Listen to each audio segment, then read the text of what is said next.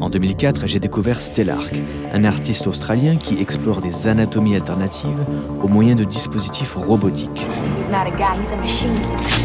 Il est venu à Montréal en 2010 pour présenter son projet Ear on Arm.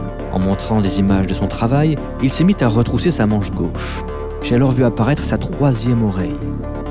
Dans la présence de cet artiste en mode cyborg, j'ai été confronté à la réalité de cette transformation du corps par les biotechnologies.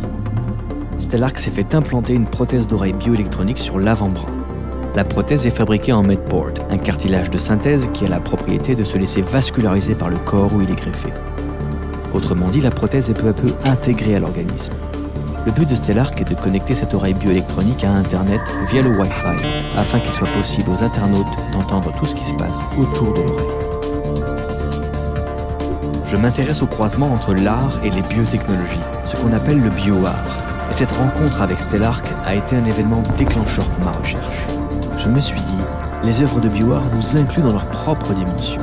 À la différence d'un film ou d'une image numérique, dont le caractère fictionnel nous protège comme une sorte de membrane, les œuvres de bioart partagent nos conditions d'existence. Si bien qu'on ne peut nier le fait qu'elles existent, elles nous mettent en contact physique avec les possibilités des biotechnologies.